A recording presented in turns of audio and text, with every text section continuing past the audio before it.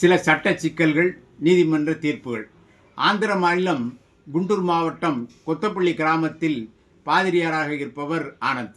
2021ஆம் ஆண்டு ராமிரெட்டி மற்றும் 5 பேர் தன்னை சாதியை சொல்லி திட்டியதாக காவல் நிலையத்தில் குற்றச்சாட்டு கொடுத்தார். அவர்களும் வழக்கு பதிவு செய்து கீழ் நீதிமன்றத்தில் நிற்கிறது. இவர்கள் ராமிரெட்டி உட்பட மற்றவர்கள் 5 பேரும் ஆந்திர உயர்நீதிமன்றத்தில் மேல்முறையீடு செய்தார்கள். ஆனந்த் கிறிஸ்தவராக மாறி 10 ஆண்டுகள் ஆகிறது. அவர் இந்த பிரிவு SC/ST வன்கொடுமை பிரிவில் அவர் மீது அவருக்கு பாதுகாப்பு கிடையாது என்று சொல்லி நீதிமன்றத்தில் வாதிட்டார்கள். அந்த வழக்கில் நேற்று ஆந்திர உயர்நீதிமன்றம் ஆமாம், ஒருவர் கிறிஸ்தவராக மாறிய நாளிலேயே SC/ST என்ற தகுதியை இழந்து விடுகிறார், எனவே ஆனந்த் வன்கொடுமை சட்டத்தின் கீழ் பாதுகாப்பு கோர முடியாது என்று கூறி தீர்ப்பளித்திருக்கின்றது. சென்னை உயர்நீதிமன்றத்தின் பார் கவுன்சில் தலைவர் அமல்ராஜ் ஒரு அறிக்கை வெளியிட்டிருக்கின்றார். அதில் நிறைய வழக்குரைஞர்கள் எந்த காரணத்தை கொண்டும் பார் கவுன்சில் சட்டம் 36 படி விளம்பரங்கள் செய்யக்கூடாது.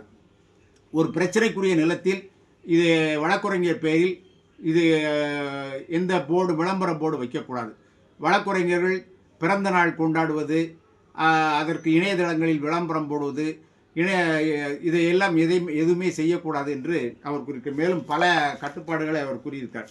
கடந்த 2017க்கு பிறகு சட்டத்திற்கு புறம்பாக செயல்பட்ட 500 வழக்கறிஞர்கள் மீது பார் கவுன்சில் நடவடிக்கை எடுத்திருப்பதாக அவர் கூறியிருக்கிறார்.